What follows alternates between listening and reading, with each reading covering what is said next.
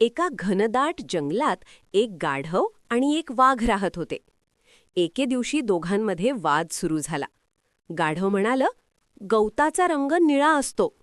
वाघ हसत म्हणाला, "अरे वेड्या, गवत तर हिरवंच असतं." पण गाढव हट्टाला पेटलं, "नाही नाही, तो निळाच असतो, तुला काहीच कळत नाही."